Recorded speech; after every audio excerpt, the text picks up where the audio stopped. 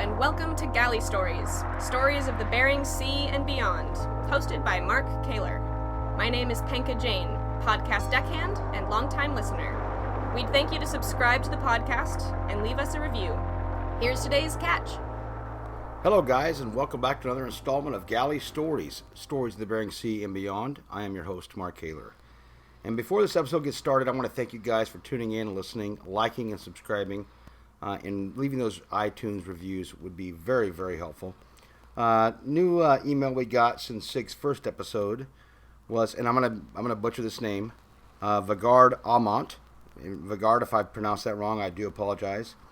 Says, hello, greetings from Norway, southeast coast, not Karmøy, which most of you guys know, previous listeners. A lot of our Norwegian folks have come from Karmøy. Even though I'm not involved in the fishing industry, I have listened to every single episode. I really enjoy the podcast. What a great way to document the contemporary history of the U.S. and the Alaska fishing community. My questions are, when are you planning on bringing in a guest to interview you? Well, I'm not. Then he goes on to say, maybe Casey or someone else with media exposure. Casey, previous episode, I think episode 5.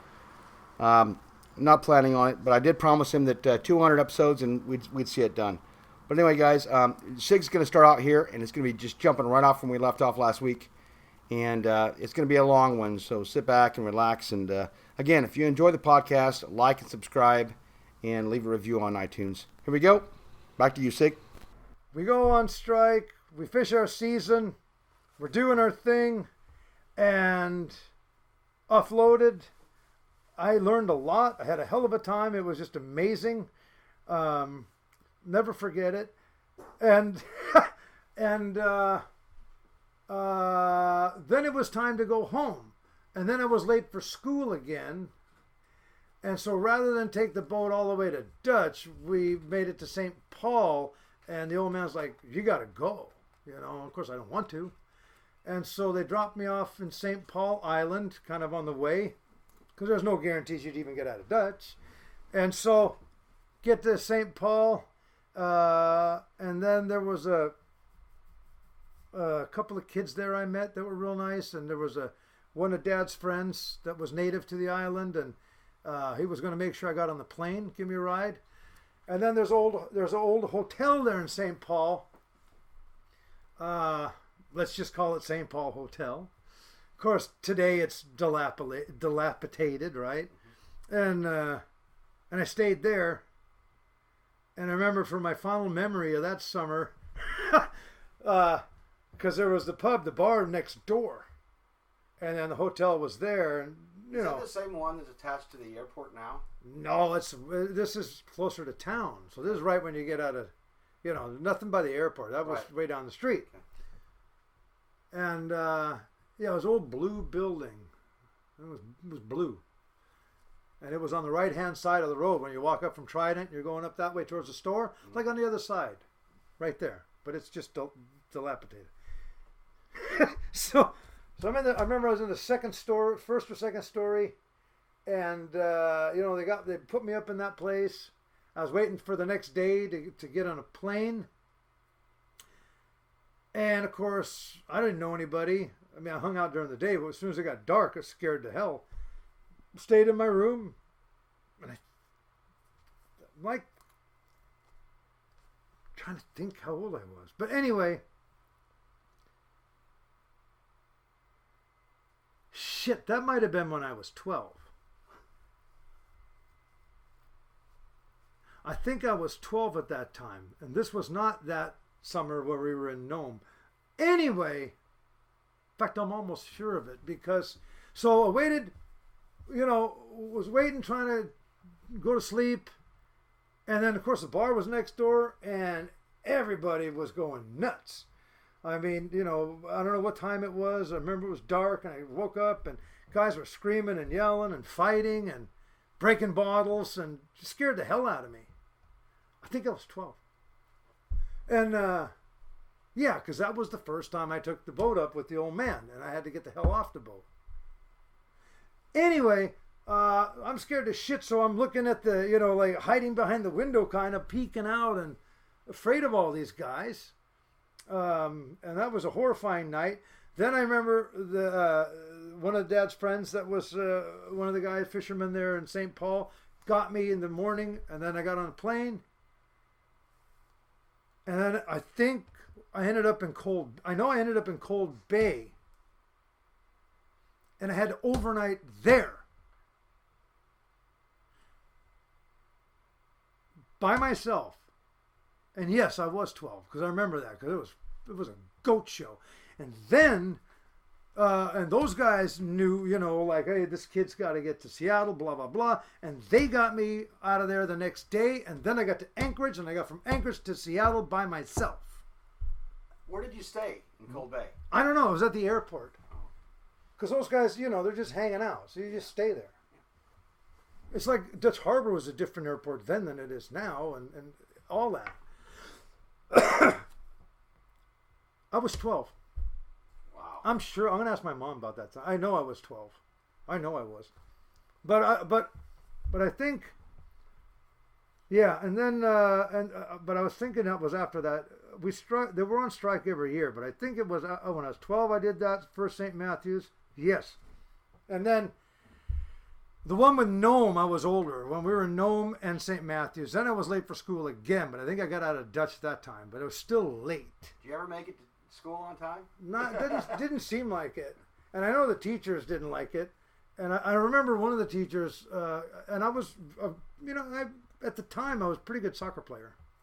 And of course that's a international, like in Europe, soccer was it. Old man was just a fanatic. I did play on Seattle Select for a tiny little bit, but wasn't quite good enough to be there. And of course the league that we played on in school, that was a lot of fun, because the same league that we played in, all those guys went to the same junior high and high school pretty much, so we all knew each other, so that was always fun. That was a lot of fun. And then you'd even go before you went to school, even in junior high, I remember we'd go early, like an hour or so early before school started, and go play indoor, because it's always raining here in Seattle. And it was the same teacher who was the same coach for the league. His name was Mr. Lunt. So that was a lot of fun. I mean, that was a lot of fun. And that was a good camaraderie. And then the high school team did pretty good. And but yeah, you're always late. And I remember one of the teachers, and this is probably when I'm 16, 17, let's say. I remember one of the teachers, his name was Coach Hill. And he was a good guy. He's like, why don't you play football for me?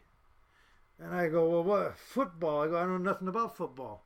Yeah, but you'd make a good blah, blah, blah, whatever. And I remember, maybe I was being a smart ass, trying to emulate my father. Who knows? But I go, what would you rather do? Would you rather play a game? Because you had to practice in the summer. I go, would you rather play a game all summer, or would you rather go to Alaska and make money? And I never forget, his jaw dropped. He's like, what are you going to say to that? There's nothing you can say. And so that's kind of how that went down. And didn't end up playing football. And I know probably right around the same time, age 16, 17, in high school. Before I was a senior, I think the band leader, because I played drums in the band, and he was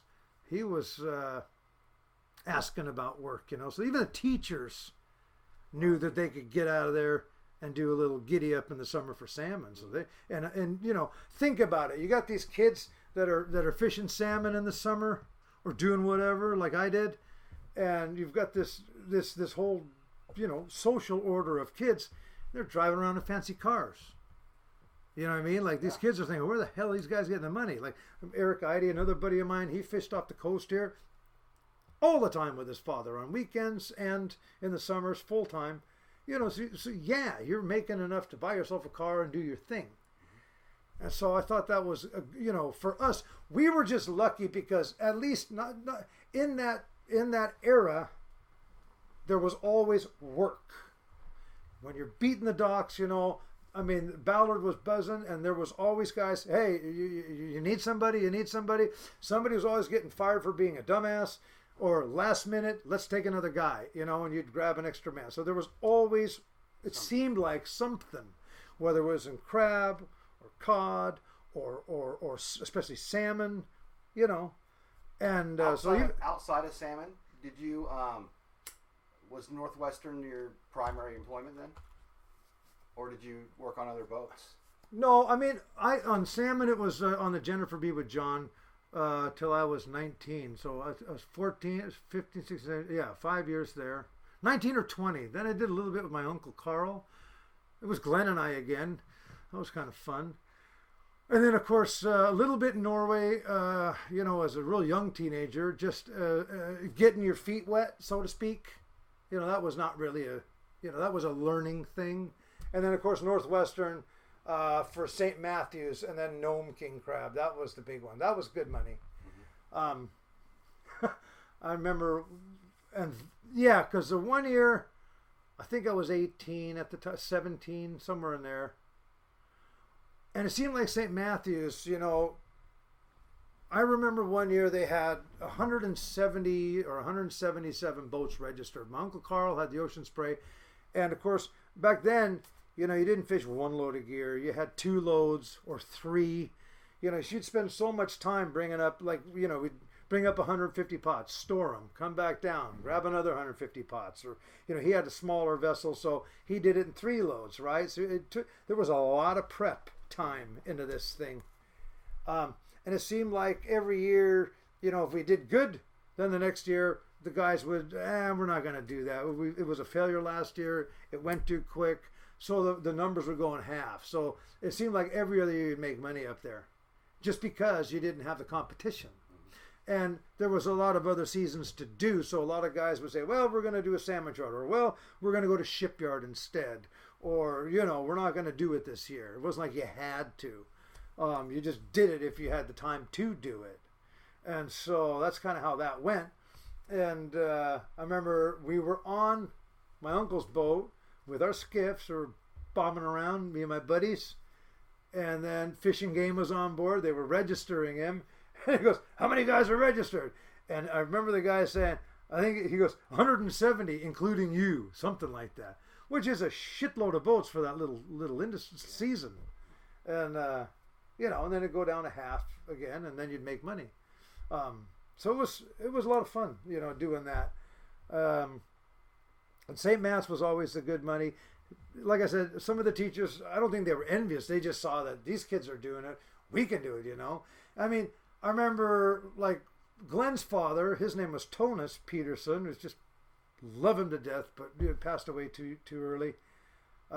He had an El Camino, and he always liked me, you know, even on his deathbed when I saw him the last time in the old country. He's like, you know, he just, you know, keep doing what you're doing. He really liked what I was doing, respected me. So I got that car, and I had $500. So I bought it for $500, and of course you don't have a license, but you know you're gonna drive it. So you know you're gonna drive it to school. It's just gonna happen. And of course your dad's not in town, so you know you're gonna fudge with your mother, because you know she was pretty easy to trick. Not because, you know, she didn't know any better, but, you know, I would just pull my English on her and then, oh, okay. See what I'm saying? Yeah. If I didn't explain it in Norwegian, I could get by with murder with her. so you're kind of playing that game. And then I remember fixed that up, and then the next year, I think I sold it for like $1,800 or something like that. I think it was $1,600 or something like that. A lot of money. And then I bought that '69 Mach 1. That was a Mustang. That's my dream car. Yeah, I had one when I was 16, 17, or started working on it. And of course it was a piece of junk. And there was a guy here in Ballard, Craig Hatton. He was a year older than I. And even then he was a mechanical genius. He had one as well. He still is. And he still is. And now he owns Hatton Marine. Yeah. There's a plug for a guy. And, you know, real good guy. I bought my boat from Craig. Did you? Yeah. Yeah, and so he, you know, I didn't realize how well he had done for himself. And one of those guys, I mean, him and his friend, they came up with a patent for a jack for an engine lift. And they, you know, so same kind of a thing where he was in the automotive field, and of course all the kids that I knew went to auto shop, and we were just flunkies. But it was just a time to go screw off. But Craig was always serious about it, and another, what's his name? Don, or God, what's his name? Lindquist or something. He had a 67. Craig had a 69. I had a 69. There's another guy named Cuddy back before our time, a few years. He had a blown 69. All 351 Cleveland. So yeah, I think his was. Mine was a Windsor, which was a 2-bolt main, but it's okay. Craig fixed it up. So he was rebuilding my engine, because I didn't have the knowledge, and he just, that engine was a lot of horsepower. And so I remember screwing around on that car, a lot of speeding tickets. I know I went to the magistrate one time, and the magistrate's like, you didn't go to a judge, and he's like, well, what are you driving around in? I said, he sees it on the paper. Let me see it. So we walk outside the little courthouse thing, and he took one look at that, and he goes, you little bastard, you ran me off the road, and so he's throwing the book at me, and I'm like, oh man, what am I going to do now? So I painted the car blue. It was kind of a lime green. It's like, I better paint it just to camouflage it. A little bit. So I got that camouflaged, and right about that time is right when nitrous oxide came out. So I was one of the first guys in the neighborhood, that had, that rebuilt motor, nitrous oxide. That car had all the options: a shaker hood scoop, clock in the dash, fold down rear seat, all the goodies, the spoilers. It was a pretty cool car. Yeah. And big magnet. Oh yeah, it was a lot of fun, and a lot of close calls. And so we were living for our cars. I know later on some of the girls that would just go say, oh yeah, we used to call you guys the car club, because my other buddy had a 70 Mach, and my other buddy had a 69 red Mach 1, and my other buddy had a Challenger, nice, I think it was a 71 black Challenger.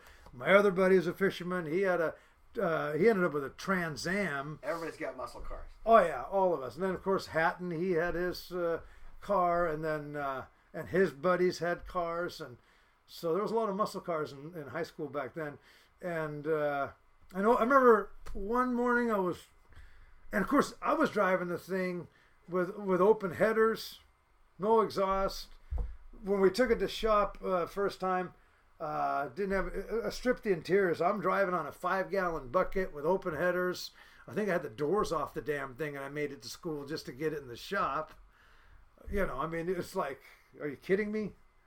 And finally got her fixed up. My brother Norm had a 70 Camaro, beautiful car, gorgeous. So I felt sorry for my mom when I look back, because you got all these auto parts and all these, grease monkeys running around your pretty house, and the driveway looks like a junkyard, and Dad's gone. She put up with a lot of, when you think back, she put up with a lot of muck from Sig, Norman, and Edgar, and and of course all our buddies had cars. So then you come over and you get your dinner and making a bunch of noise. And I had racing slicks over at the gas station, so if guys wanted to screw around with us, we could swap out the tires real quick, and you could like disconnect the exhaust real quick, and just being an idiot. And of course with the nitrous, I remember sitting at a light, and I think I left the bottle on. I forgot, because I could reach around and open it, and then listening to music, and I just thumping my finger, and I hit the switch by accident, and the thing launched right into traffic, right into the intersection, and nobody hit it, thank God. And but even then we were really conservative with our money. Quite honestly, a lot of the money that I made when I was 11, 12 years old came from babysitting, if you believe it or not, because all the Norwegian guys were going out having fun. They were in their prime of life, and all the kids, their kids that were, I don't care, 4, 5, 6, 7, 8, and here I am, 10, 11, 12, and during the winter months, well, it didn't bother me to sit around and watch a movie.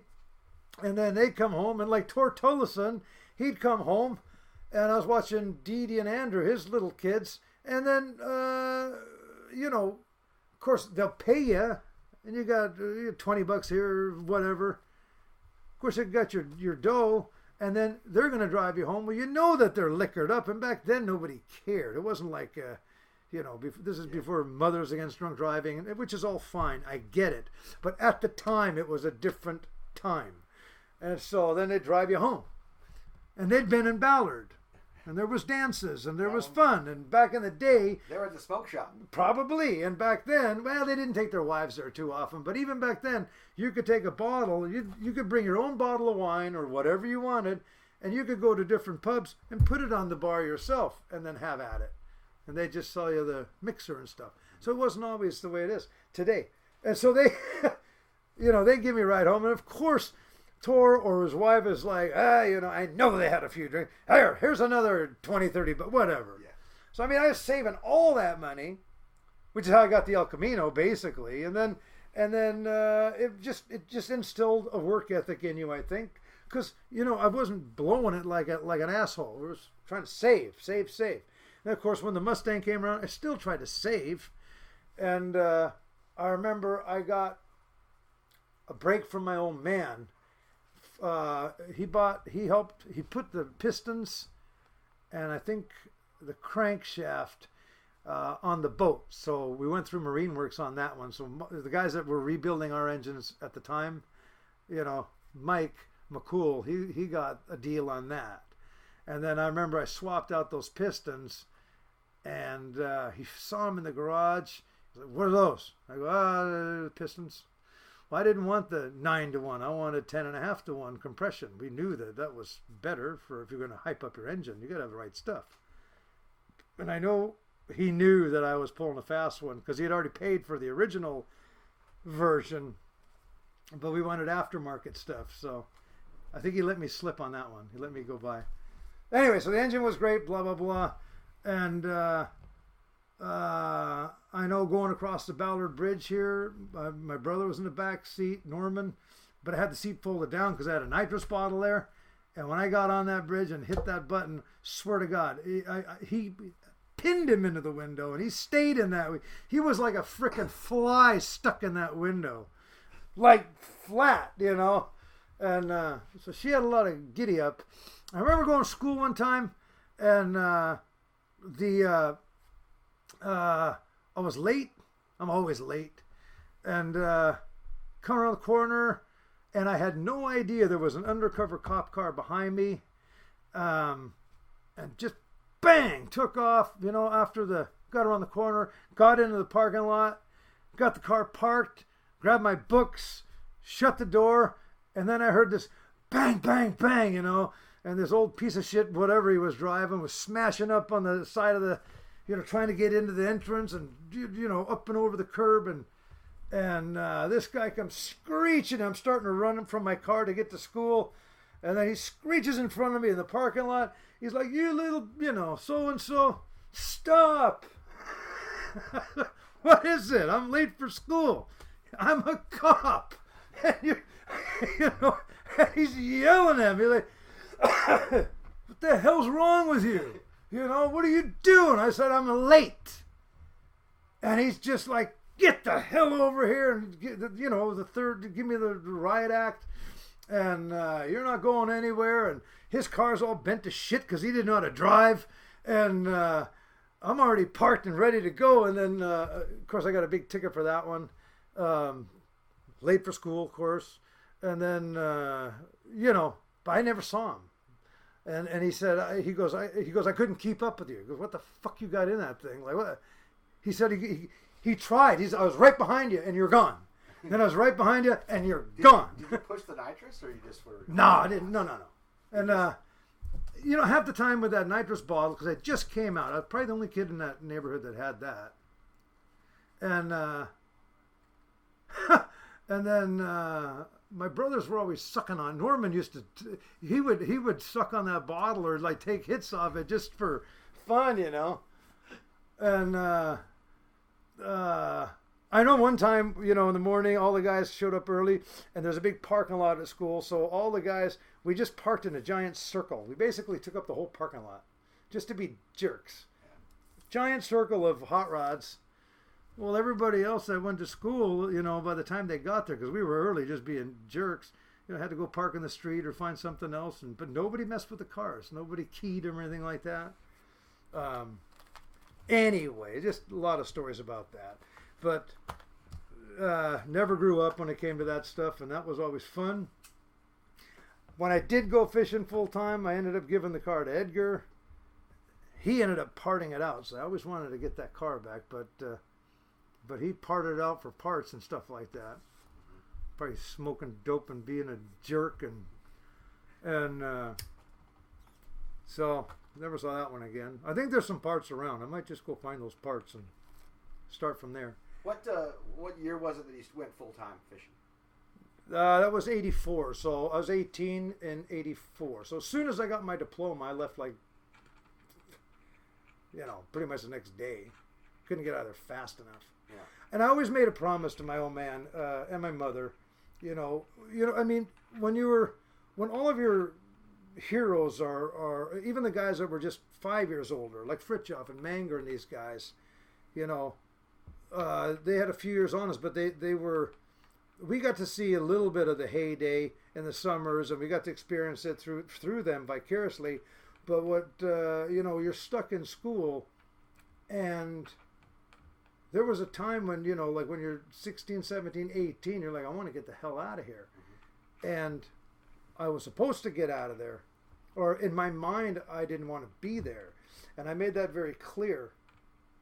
And then I remember Dad telling me, he goes, look, just do me a favor. He goes, you can fish all your life. He goes, but if you get this diploma, he goes, for our family, he goes, because nobody's educated. Like in Norway, by the time you were 14, you're out. You went to work, period. You're confirmed at 14, which I did. I promised I would do. In the old country, when you're 14, a lot of guys, they went to merchant marines, or they went fishing, or you started farming or something like that. It was a trade schools, things like that. Or you could choose to go to school, but most of the guys that were on the coast didn't really take that option, or at least in that generation. And that's the generation that inspired me. And I know after I got a taste of the excitement and taste a couple of bucks, of course, when you did good. And we had our bum seasons where we made nothing. But you still had that taste of freedom. And so I wanted nothing to do with that school after that. And he just goes, just promise me you'll do that. If you do that, I'll help you with anything you want. Anything. And so I did. I stuck to it. Didn't like it. And then as soon as I got the diploma, of course that goes into your drawer and you're gone. So in 84, then it was full on, full steam ahead. Never missed a season. It started right out of the gate with St. Matthews there. Then we went into red king crab season for the Bering Sea red king crab, and then after that it was full speed into Beardeye or out west, because out west along the chain, you could fish red king crab there for your winter season in December or November. You'd fish red king crab, and you could also get a Beardeye license out there. Brown crab, we were doing that in 85, 6. And then of course the Pelio were starting to come on pretty good. Norman fished the Pelio in 83 during that summer when I was in Bristol Bay, and he made a lot of money. Or 82, it was 82 or 83. I think it was one of the first years, and this was one of the first boats to participate. And they're getting like 20 cents a pound or something like that. But they fished volume, and they were doing it in summers, And so he got to go up, and they were doing it all winter, but then he got to participate in summer. So I was jealous of him because he made a lot more dough. Yeah. And then, so that was 83. How many years were you able to fish with your dad? I didn't fish, after 84, he would come up once in a while to do like a king crab season. He liked king crab, but Tom was running the boat for the most part. Or he'd like to go out to Adak and fish. So when we say Adak, it's out west along the chain. And that, that was October, November, December. So he liked that because it reminded him of when he was, first starting out. And of course, king crab was more money, and it was faster. So I got a few seasons with him there. A couple when I was a teenager, but not much. Not as much as I would have liked, I suppose. Mm-hmm. But he knew that I was going to end up here probably, and and that was fine. And he had already. The story goes, he was the only guy back in the day to buy a single owner, at least out of our community, to buy a boat single owner, and he paid for it pretty much for gross the same amount the first year, and so he was off to a good start at that point in his life. So then he would have been 30, 40, 50, or 30, 40. Yeah, he was 40 years old, so he had a real good start right there. And then, of course, this was his baby. And, he got into, in 86, he got into the Scandies Rose, which at the time was the Enterprise. And, you got to understand, after the collapse of king crab, 79, or, they shut it down in 80, 84, they restarted it. So I got it right in on the restart there. And Dad was here. And we did good. I think we had a tank of crab. I think we did like 60,000 pounds, which is very good. And then we started that. We were up in the Compass Rose, which is way up north. And I remember we had plumful pods. There were just a lot of females. And you could dig out, 10, 15, if you're lucky, big ones. So they were full pots, plumful. Every pot went on deck. Every pot, we didn't have a sorting table, so everything went into totes. If the weather was decent, we just dump them on deck, and then you had a shit chute over on the starboard side, and we made a makeshift broom, and everything was just going over the side. But it's the numbers that matter, and we were getting a few numbers.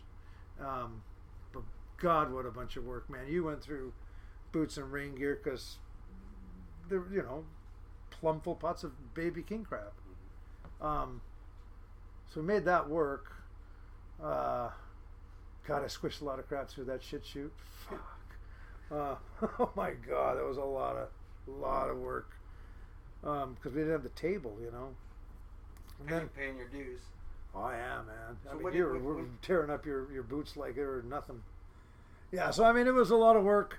But at the end of the day, back then, you were never home because you had so many different seasons you could fish. Starting off full speed like that, you had king crab, you went into the, your tanner crab season, you went over to fish out west in Adak, we call it, which is an island out west, but you had multiple different fisheries out there. And then back to Apelio, where, this boat was one of the first to start doing Apelio. I think it was 82 or 83, and I think we were 83, and then that's when the market started being created, and that basically saved this fleet, the crab fleet, because king crab, when we had the collapse in 80, a lot of guys lost, they had big investments, and they lost their ass. And so you had a lot of boats that were being auctioned off because they had to go through that waiting period of 3 years, 4 years, whatever it was. And so it was like a whole new beginning. And during that time, that's when also the pollock started getting to be a popular fish.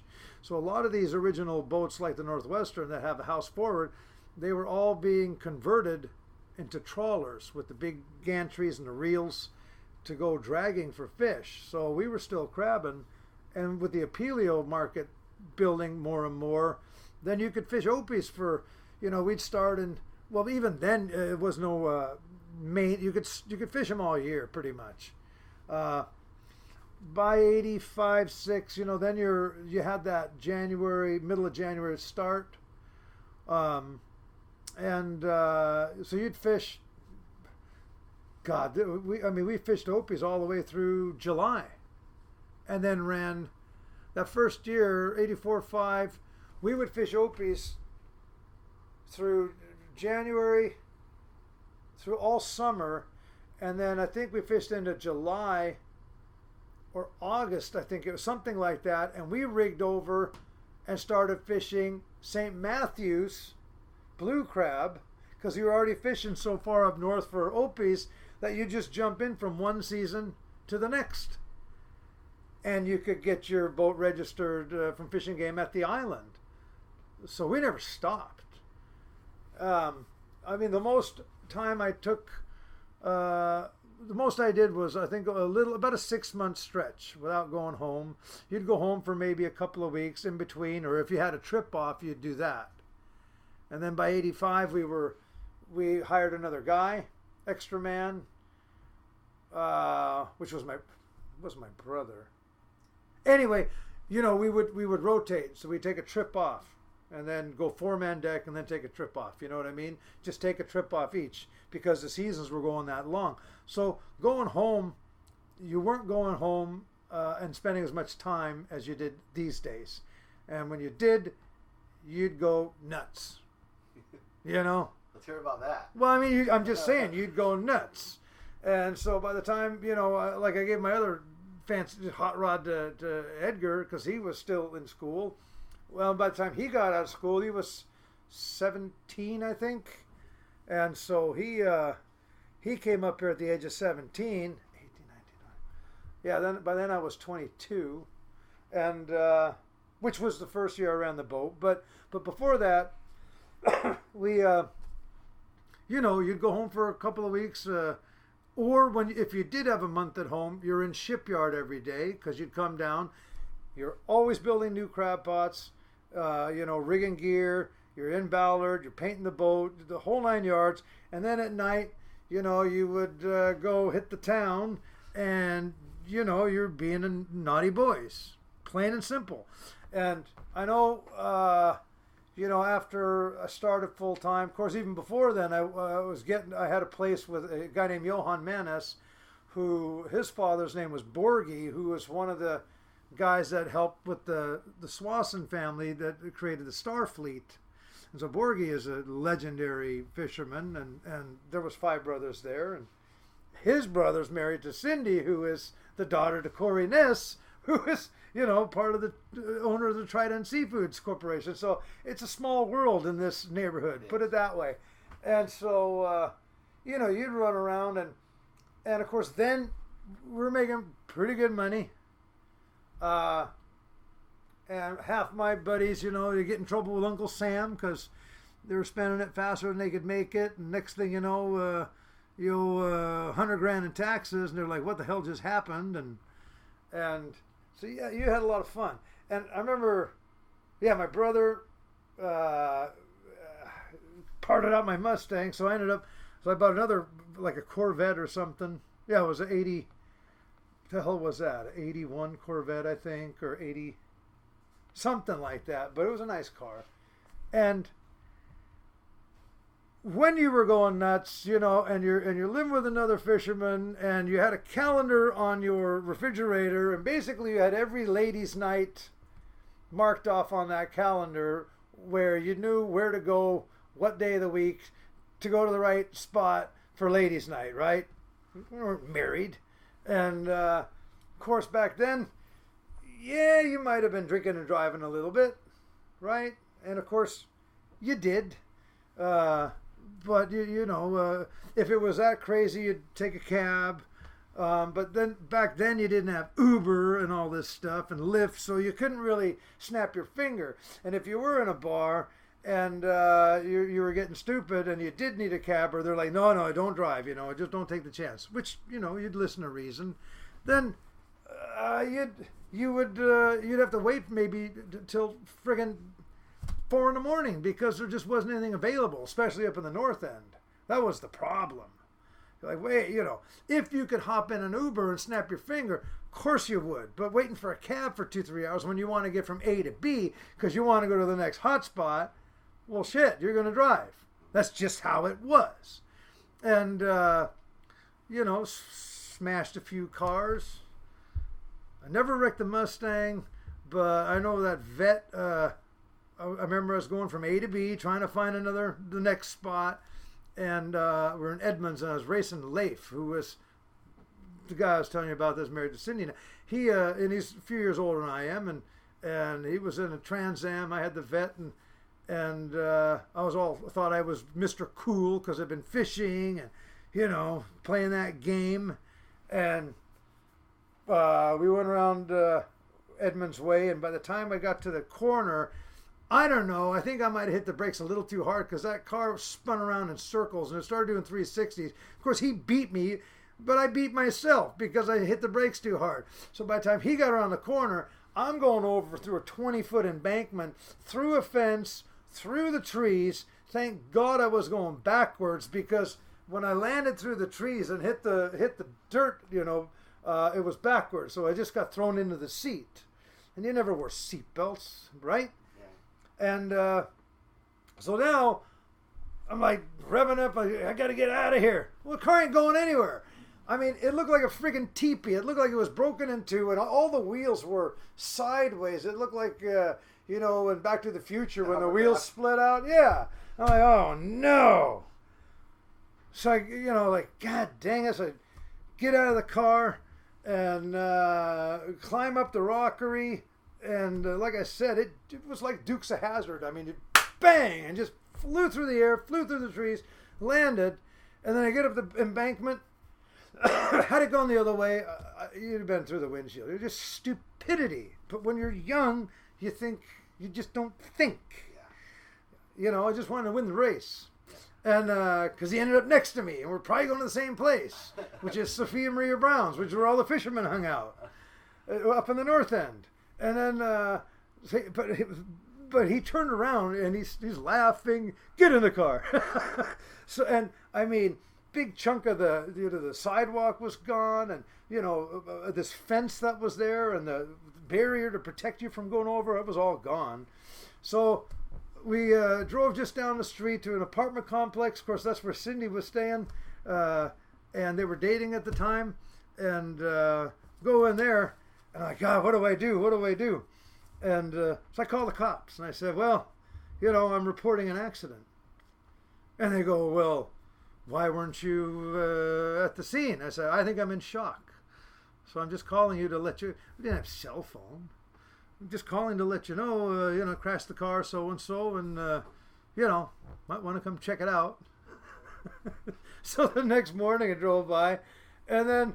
there's this boom truck, and they got this crane, and they're lifting up this mangled piece of fiberglass and putting it on the flatbed. I'm just laughing, going, oh, what the hell did I do? So dodged a bullet. Another time, so I had there was a Thunderbird I had or something like that. And you and this Thunderbird. Same thing. So then I was going to go home and then at that time I just bought a house for myself. And up in the north end, and I don't know, being an idiot, racing home, and ended up putting that car through one of the neighbors' yards, and I hit this rock, smashed the rock in half, and the car looked like a banana, but the son of a bitch drove. It still managed to get out of there. And so I got the car out of there, and I don't know how I got in the garage because it looked like a banana. And of course, all the fishermen showed up, and we were having a good time. And it was really early in the morning. Next thing you know, here comes these lights, and here's the cops looking through the windows and banging on the door. And I thought, well, what's the problem? I mean, I broke the guy's yard, but I didn't, And so everybody down. So we got all these guys crawling on the floor, like, don't answer the door. Don't answer that damn door. They finally leave.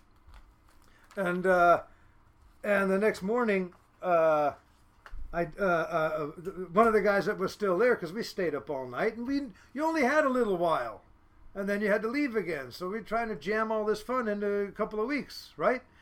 And so drove down the street, and I said, let's go see what happened here. Car looks like like it's just, I don't know how I got it in the garage.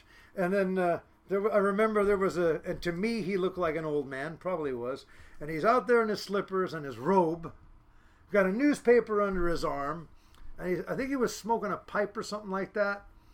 And we drove by real slow, and he's shaking his head, and I go, oh boy, what did I do, I said, let's just go in and talk to him. So we went in, and then he said, can I help you? I said, sir, I did the damage to your yard here. That was me. And he's like, really? And I said, yeah, and I want to apologize.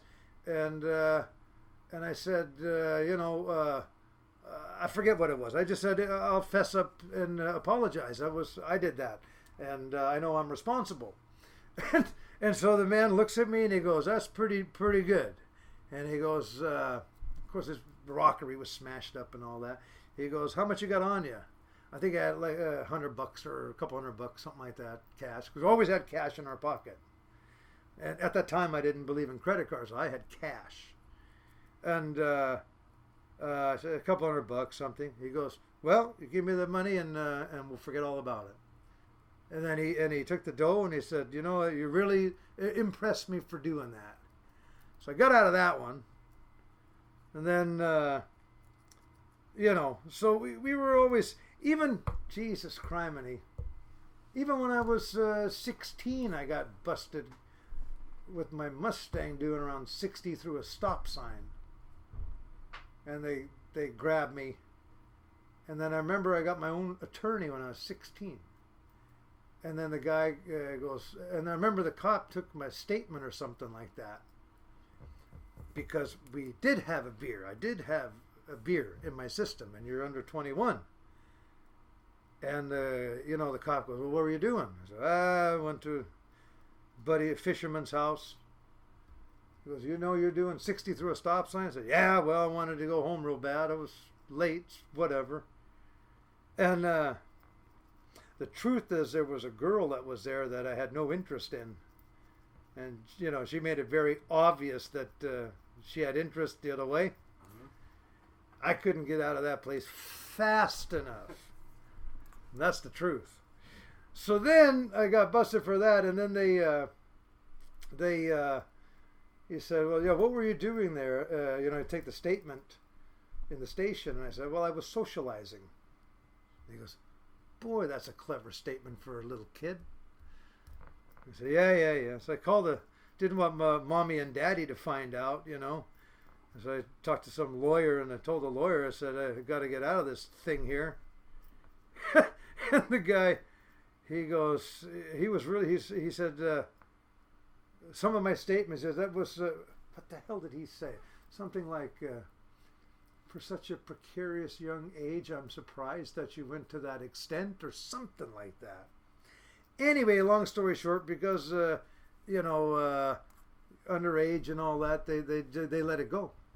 They didn't call your parents? No, they didn't call anybody, and they let the whole thing go.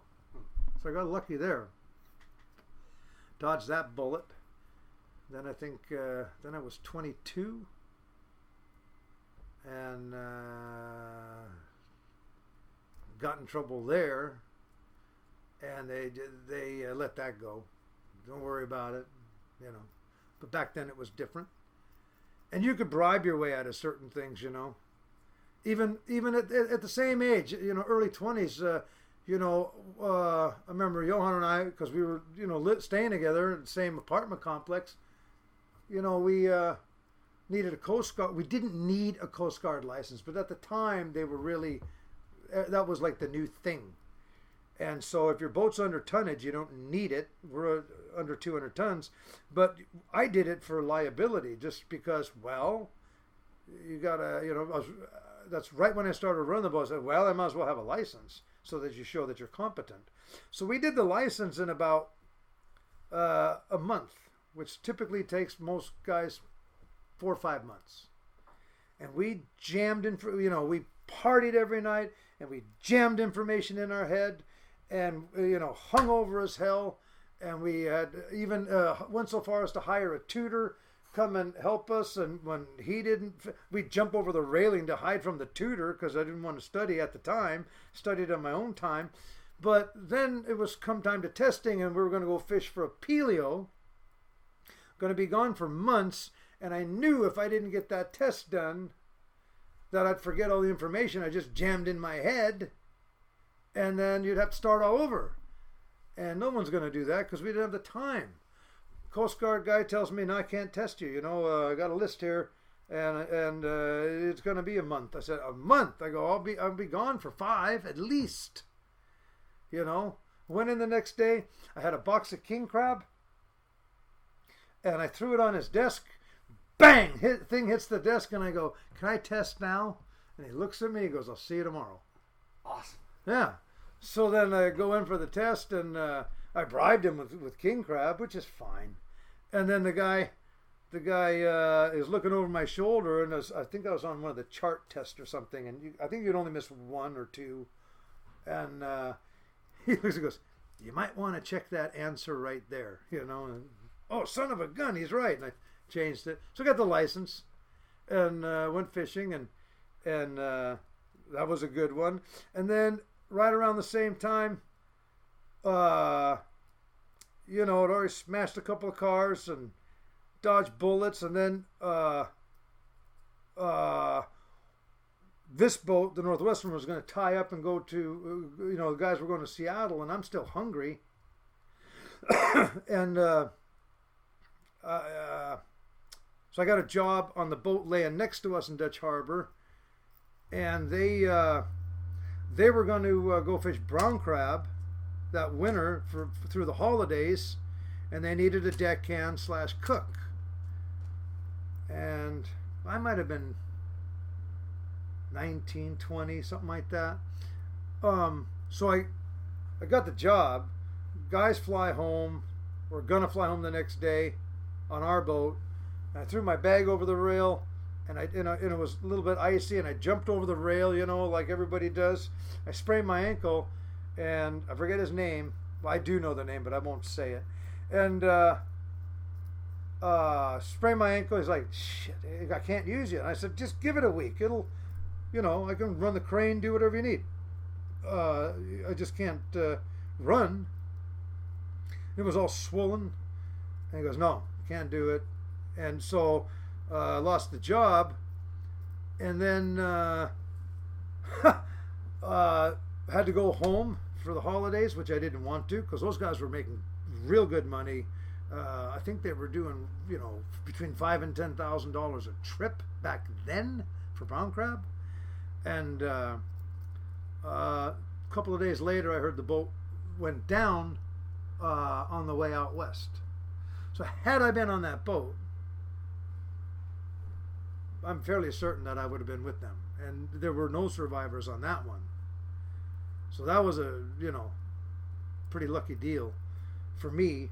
And then, of course, you think about times on this one, where we've been close to catastrophe, icing down to the point where, you wouldn't think she was coming back. We had iced her down so bad, and I've told this story many times, but, where she was going down on the nose, and then wave hit, knocked her on her side, and it stayed there for so long. It was long enough to where we could bust ice, and we busted ice. It took us, 16 hours, something like that. And we finally got the boat, to where we could work on it efficiently. That's where all the time went. But just to get the main stuff off took that hours. And that was just being greedy and stupid. And that's when I was running the boat myself as a younger guy. Things like that. So you start looking about all these times that you dodge bullets, where you shouldn't even be here. There was, hell, even on this boat, my brother Edgar was gonna, we were in Dutch Harbor. I slipped for some reason, got out of one of the taxis there, and fell with my face in the ice. And then Edgar, I was supposed to take the boat down, and Edgar's like, well, just fly home, I'll take it. You know, he just wanted to take it down. And we don't need a full crew to take it down. You need 3-4 guys. So he ends up taking it down. I end up flying home a day later. And then a day after that, when I got home, I remember I woke up and I looked in the mirror, and my face, you look like the Elephant Man, you know. You could stick a golf ball up my nostril. I thought and I'm screaming at my wife. I thought she poisoned me or something. And she drove me to the emergency, and next thing you know, it's a staph infection. And had I had that infection, had I taken the boat down, I wouldn't have known it till a day or so after, which that would have put us way out in the Gulf. And the lady said, no, you only got a few hours left and you wouldn't be here. I didn't know what a staph infection was. And then, so I'm thinking to myself, holy crap, if I had, taken that boat, man, that would have been a bad one for me. Mm-hmm. And then, just on this last little giddy up, I had a heart attack, and thank God we were just right out of town and close enough to where we could get to help. Dodged a bullet there. And then like a year or so later, we were in Norway visiting family, of course, and I was doing some things, and I was traveling across the country because I had a clothing line I was exploiting. And the next thing you know, I get an ear infection because we were way up in the northern part of Norway, so I think that's where I got it. Cold, And we flew home. I was going to hop on the boat for our crab season, fly to Alaska, and I go to the dentist because you want to get yourself checked out before you go. So I've always made a good habit about that. Because you don't want cavities or something in the middle of Bering Sea and screw up your season.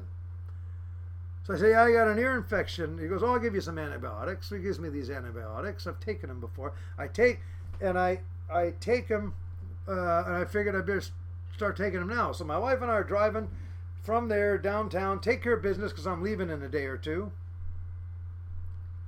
Took the antibiotics, and son of a gun, my hand starts swelling up. I'm driving down the interstate, and I'm on the phone, and my voice starts squeaking like a little girl. My head, you're just swelling up. So I have this allergic reaction to these antibiotics, and I pull into there's a hospital sign, like, oh shit, emergency, bang, head for that, going through red lights, parked it right on the sidewalk. I grabbed that bottle of antibiotics, and I ran in, and I threw my it was group health at the time or whatever, threw my card on the table, threw the pills on the table, pointed at my throat, and the ladies like, holy shit, so they got me in there. Same thing, the IVs and all that, and an EpiPen and all this stuff, and they figured that out. And she goes, yeah, you were choking out. 10-15 minutes, gone. And I found out that as you get older, your body reacts differently to different meds. And I'd taken this antibiotic before, I remember, a time or two on the boat, but it didn't like it that time. Had I taken those antibiotics on the boat in Dutch Harbor, it would have been a different ball game, most likely. So then when we go home, my wife goes, those pills you got? And she opens up the drawer in the bathroom. She's like, and she pulls out the same bottle from the same dentist, under the same circumstances a year before. I was going to take him with me to Alaska because I was flying up. I had the same damn thing in there. Had I taken those with me a year before, I probably would have took them out at sea, And then what are you going to do? And then when I was in the hospital for that one, they hit me with an EpiPen or whatever, whatever they call it. So now I'm going into... now my body, it kind of shocks your body. Well, that brings on another heart attack, which they didn't notice right away. and they were going to check me out. And then they wanted to put you on a treadmill, and all of a sudden they get this call like, get him off that thing right away. You know, it's a mild heart attack or whatever. It was there because of the epi. And so, you know, that was another little giddy up. So, I mean, you know, you start dodging bullets more and more and more, and you look back and you're thinking, God. You went through a full magazine. Yeah, man. I'm afraid to count because I don't want to hit that 9 lives kitty cat syndrome, but that's how I feel sometimes, you know. Yeah. And especially, you know, I mean, crashing cars, being an idiot, and then even when you get older, you're trying to be safer, and you still can't stop it. So, no, there's a lot of stuff like that we've done over the years, and you know, for me, looking back, it's kind of like, you know, pretty lucky guy. But then you look at all the friends you've lost and all the boats that are going down, and it just makes you wonder, you know, could have been you. I don't want it. So anyway, so at the time, you know, we're fishing all these months on end, and then I'm 22 years old, and how was that now? I think who was it? Tom needed to go home for some reason, and you know, we loved him as a captain. Same age as my father, just a great guy. He's just amazing what he did. So he had to go, and then Dad was looking for another captain for this boat, and Manger and these other guys were on here, and then they're communicating back and forth to Seattle trying to figure out a guy. And I remember Manger, I don't know if I was 21 or 22. I think it was 22. He's like, what are you doing? You know, I can't find anybody up here. And he wanted to run a boat as well, but he didn't want to take it from me. He goes, let him do it. Or no, he had already just got his job. That's what it was, running the Western Viking. That's how it went. And then he was talking to the old man. He goes, let him do it. And then he's like, don't you think that's young? And he's like, no, he can do it. And so my old man was up here. It was up in Dutch.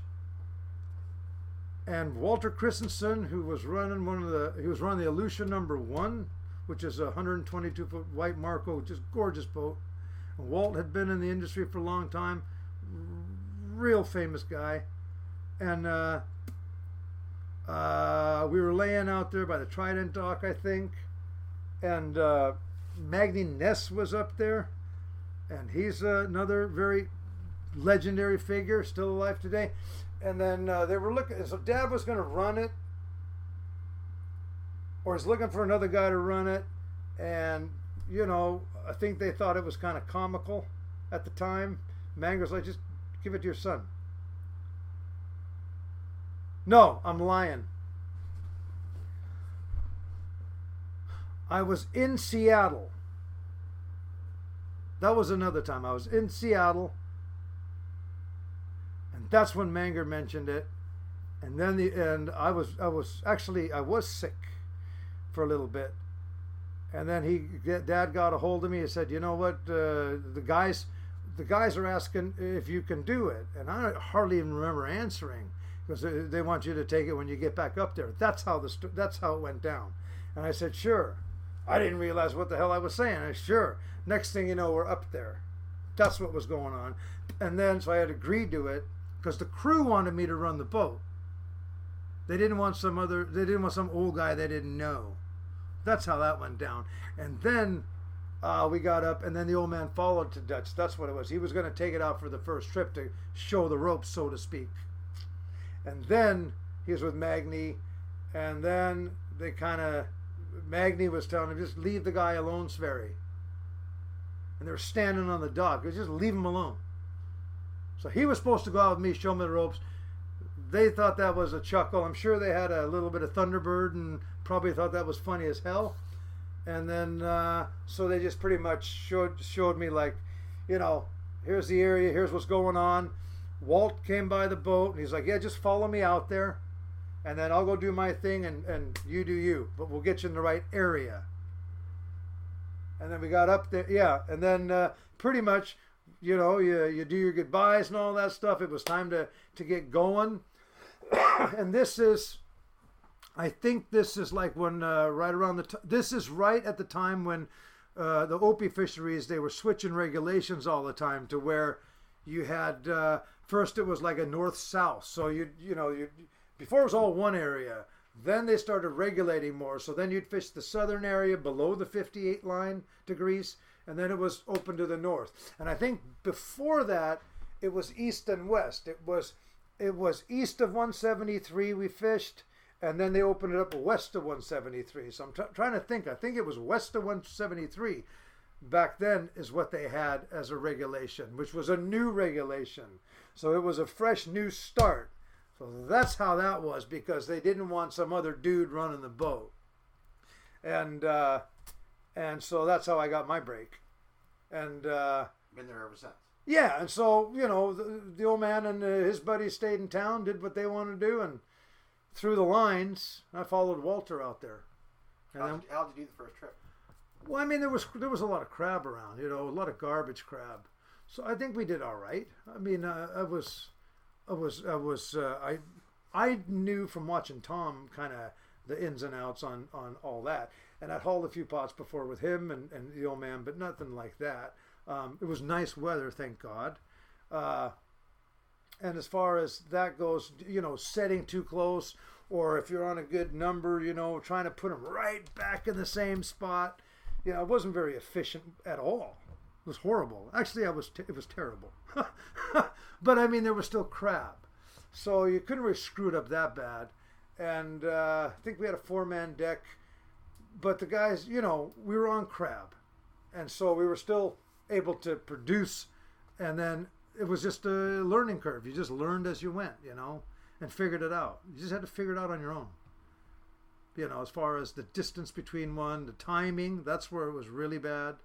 And, that's right about when Edgar got on the boat. He didn't know any difference, but, I put him through hell, absolute hell, because nothing was fast enough for me, and you're jamming them down their throat, but you don't realize what you're doing at the time. So you're so hungry and driven that you're putting your ego first before their needs.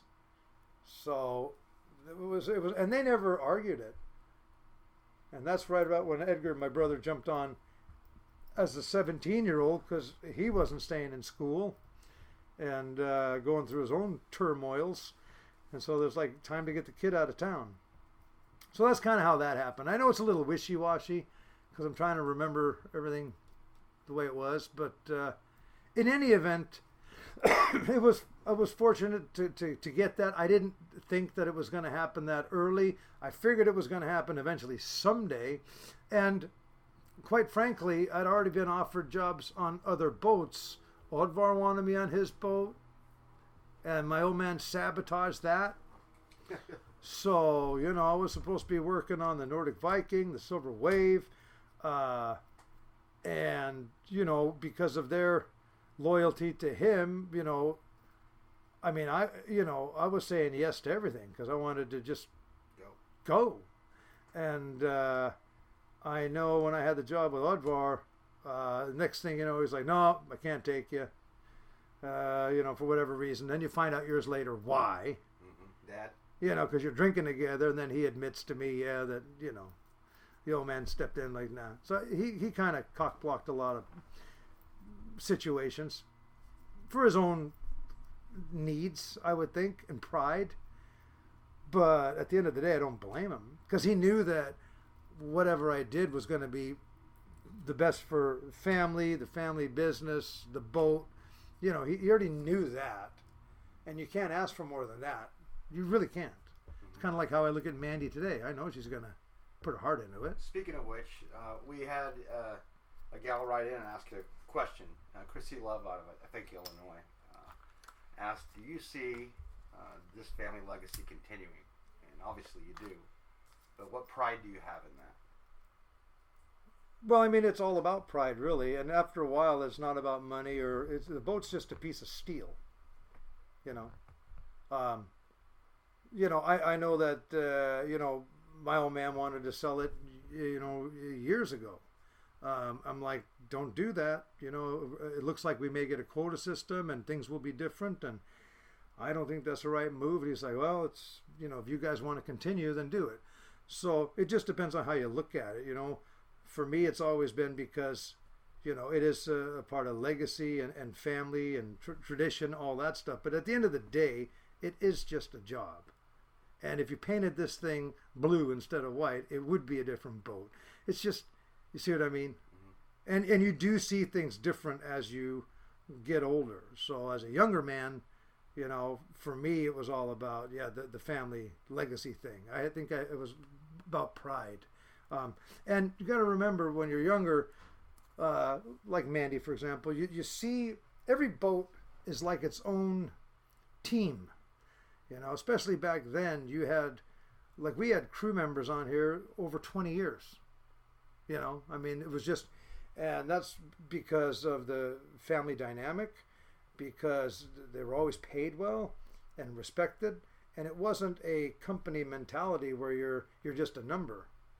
And so guys stayed. We were always busy. And the old man was very fair with people, you know.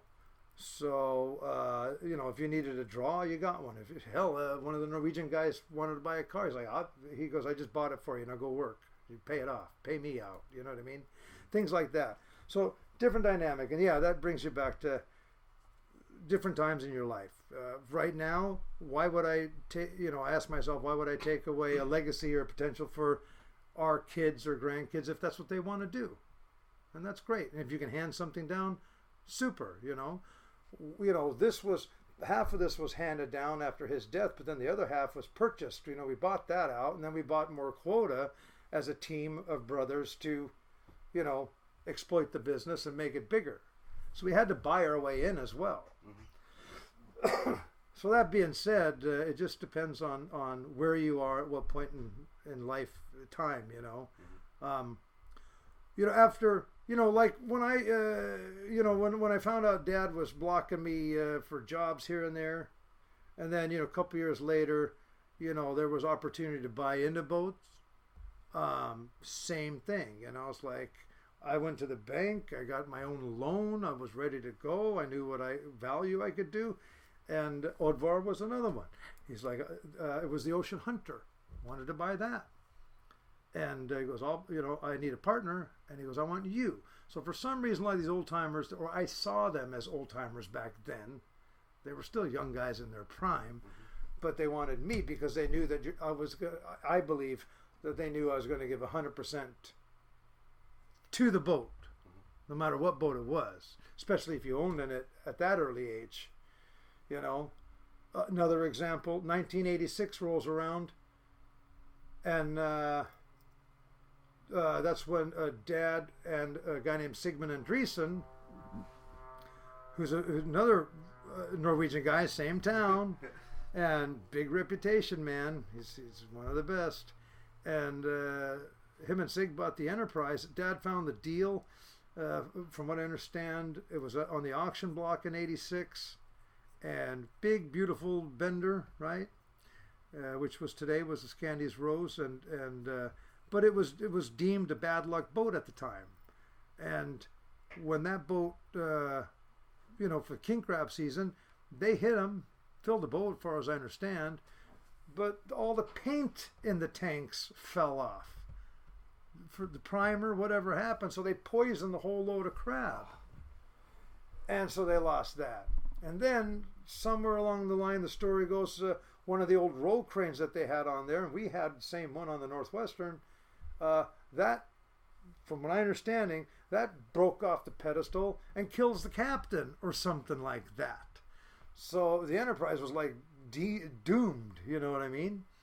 She finally goes to auction. Opie season starts coming around, getting more profitable, and boats have been switching hands and trading owners and whatever. Guys that invested at the wrong time got screwed. Guys that invested in the right time, that just perfect timing, were doing it.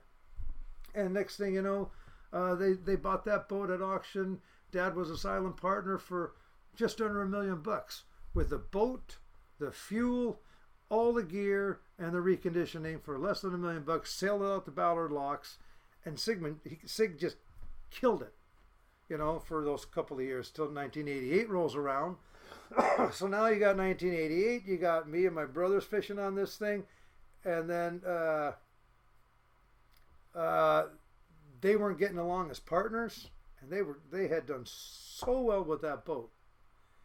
And Sigmund had fished so much, but he was a slave to it. He was telling me, he was like, I feel like I'm a slave to this thing. I have no family life, and he wanted my old man to step up and run it. He wasn't going to do that. He was already basically, in his mindset that he was going to stay home more and do his thing.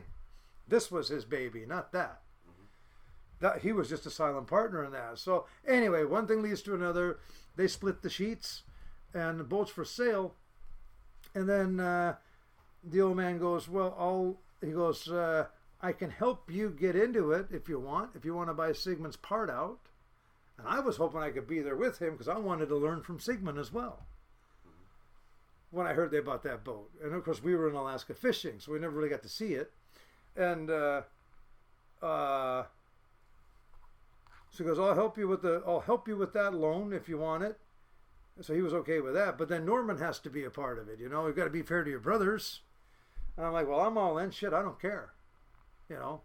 And this is right about the same time I bought my house. I'm already strapped, but I didn't care. Like, let's do it. Let's go, yeah.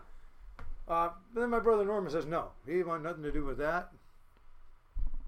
I don't know why. I think he just got back into the industry because he had gone to school and been a mechanic for a few years.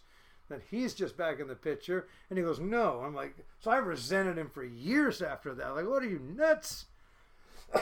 So that deal falls through. Of course, they sell it to Leif, and he's, he did tremendous with it, and then caught fire, and got a bigger wheelhouse, and what a beautiful boat. And then just here, last year, a little over a year ago, then she goes down under new ownership, but and of course we know the guys, Gary and those guys, and it just goes to show you, you know what I mean? You just don't know. And but what a deal that would have been. It's a beauty. So anyway, it just shows you that your loyalties lie, and ours have always been in this boat, and I know as a family dynamic we're very fortunate about that. And I got to tell you, what's kept this thing safe and what's kept us alive for so many years, in my opinion, is the fact that not only is it family owned, but because the crew members have been here for so long, and because you've got brothers that are invested in it and are forced to work together, sometimes whether you like to or not, you're not trading off different people all the time, An engineer is one of the most important guys on the boat. Knows the boat. They know the boat, hand and, just top to bottom. But your chief is the one who also knows what parts need to be changed and what's starting to wear thin, and where that whole dynamic is going. Your brother's here right now changing the oil. He's here right now changing oil, yeah. And we're about to leave tomorrow as we speak. So I can't do this interview for too much longer because I got shit to do. But, and I've been promising you forever to do this, and it's just, it's go time. So anyway, that's the thing. It's like, I think that she's safer because every little thing that happens, we decide ourselves. It's not, and I'm not knocking corporate. I'm just saying when you start changing people, they don't always get what the boat doesn't always get what it needs. And I'm talking the little things, all the little things on deck that are hardly noticeable to anybody, but the little things out there that make it better and safer. And we always try to do that as much as we can. And I tell you, some of those little changes have made differences. So, you just think about times that, what's happened to me on deck. I've had lying in around, like I had a guy with his, we were fishing brown crab and we were out west, and I didn't know what the hell I was doing, and setting gear too fast. Next thing you know, got a noose around his leg, and it was Stainer, man. He's flying back on the stern. You've got 20 pots attached to a single line, and finally get back there, and they cut him loose. Almost killed him. And I'm thinking, Jesus, so I've learned by my mistakes, but through other people's damn near, horrific death and or accident. And so you become paranoid. But when you got the same crew, they also stay safer because they're watching each other and they work together and they've got that dynamic. And, it's just like clockwork. And if you can find that clockwork, it does make a difference. And so we've been, knock on wood, we've been damn lucky.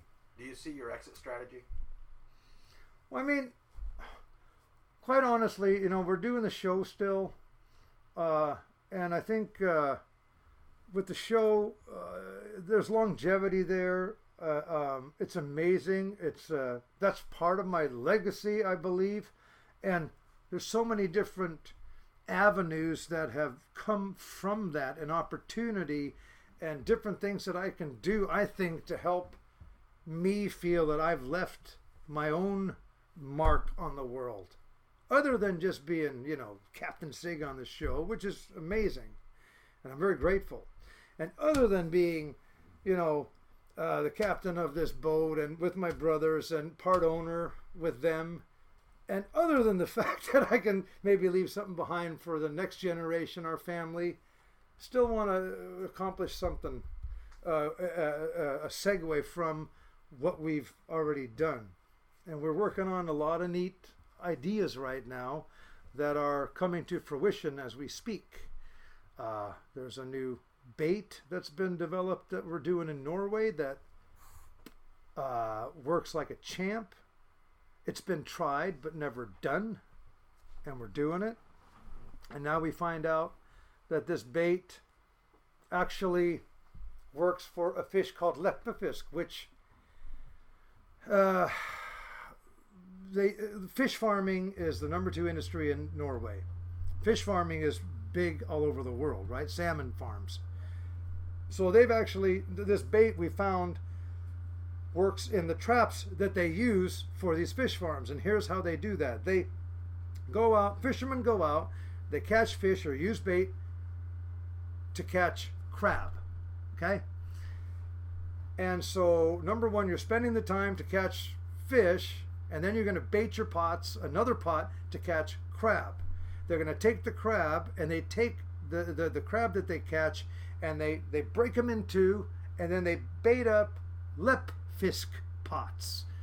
So they bait up the pots with these half of crab each, right?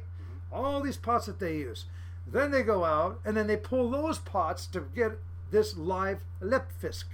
And that fish, there are many different versions, but those fish are a big, big value.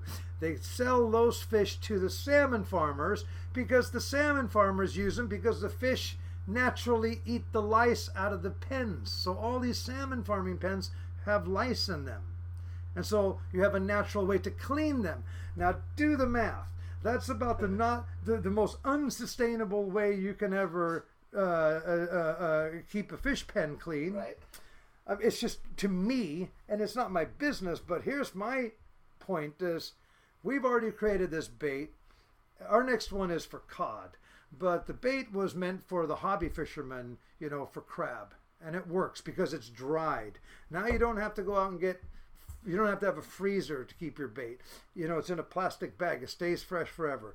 You don't have to worry about the space. You don't have to worry about going out and catch your own bait to bait your pot. It's like a puck. And so this has been done before. I remember guys doing this, but they could never make it work. Well, we got the guy that's doing that now. Making it work. It's making it work. And so what could be easier than that? Throw in your puck and then you're done. Plus, we also can make it fish up to 4 days, 2 days, whatever, with our consistency and the smell, right? So, and now that we found out it's working on the leppefisk for the salmon farming, which is number 2 industry in Norway at least, and they've got them all over Europe, and here. I think that's going to be a win, and that will change hopefully the way these guys are baiting their pots, and making that industry more sustainable. To me, that's leaving a mark, doing something positive, and using your notoriety, a way that for the next generation and something that I can really put my name behind and feel like, hey man, not only did I do that, not only was I a part of my father's legacy, but now I've created my own individual path, and here it is. We've also come up with another unit called Rescue Unit. Now this is, and when I was in Norway pitching my clothing line, right? And that's just fun to do, but we traveled all across the country and had a plane taking us from town to town, and what a neat deal. There's a guy, his name was Helge. He was chasing me around from town to town. He's like, just look at my product, look at my product. I said, no, I don't want to look at it. I got shit to do. So finally, you know, he gets this 10 minutes, and I looked at it, and I said, in theory, I go, I like it. I go, if you want me to shoot holes in it, I will. So I shot holes in it. Shot it full of holes. I said, in theory, it's a great idea. I go, but you've got price and you've got practicality and all the other stuff that goes with it. Next time I see the guy, they already had another mock-up. He goes, what do you think of this? And I looked at it. Everything I said to do, they did. And I jumped on board as fast as I could. This product is another one where, let's say you lose your gear, you lose your pot, whether it's a shrimp pot, lobster pot, a crab pot, dungy pot.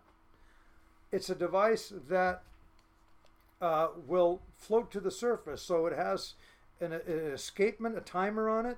We've now got it down to a digital version. It opens up. It creates an escape mechanism, so any species that need to crawl out, let's say it's after the season, they'll crawl out. You got to have your escape device. We use cotton twine. It's got, 60 days on it, and it opens up. And then this unit will float to the surface. There's a very thin line attached to it. And there's actually, now we have a GPS. So if you lose your gear, you can go find and retrieve your lost pot. If the ice comes through, we've lost hundreds of thousands of pots in the ice. Well, let's say they take them over the edge. You know, the pot goes over the edge. Now you don't have enough line and your bags go down. That's what happens. And then eventually they pop and lay on the bottom. If you had something like this, and theory's been out there for years, but we're making it work. Comes up, and then you can go find you'll find that flotation device and you can retrieve your pot. So I think that right now we're in the stages to where, I won't say where, but it's slowly becoming mandatory. If that becomes mandatory, imagine what that'll do to the rest of the industries across the globe. And that's why, like in Norway, it's a socialistic government, but at the same time, you know, when you're looking at things that you can do with the Minister of Fisheries and these boards that they have, a lot of these ideas can come to fruition because, you know, in the United States, it's different states, different governments, it's all governed different. Not only that, but startup money in Norway, if you have, like our bait, you have startup money for small companies to start up, and the government, they give you government grants for scientific exploration. And so what could be better than that, you know? And that's how it helped us to actually really get the time. We got a 3 years into this now. Really get the time to get the bait right. And now with the rescue unit, it's already, you know, they're selling stocks. So that's kind of how I'm thinking about it. So, you know, you talk about legacy and all that. Well, should I still be thinking about the Northwestern? Is she taking a back seat to my own personal gain and or ego? It makes me wonder. See? But the bottom line is, every fisherman that I know that's ever been successful has always been an entrepreneur. And I tell you what, my dad was the same way, you know, and I don't know what's going on here. Edgar, same thing, man. Always an idea. My brother Norman, same thing. This guy, when he was a kid, you know, the stereos were the new thing. He had $30,000 into a fucking stereo into his car. He couldn't stop building it because he just wanted to expand. It wasn't about ego.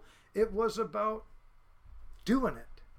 It wasn't about the money. It was about just doing it. Couldn't stop. And same thing. Norm was very clever. I have a book at home that I've had for years and years as a kid with all kinds of different patents, different ideas.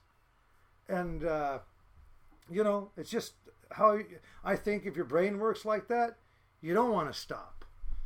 And so that's legacy as well, isn't it? Mm-hmm. And that's just how I think.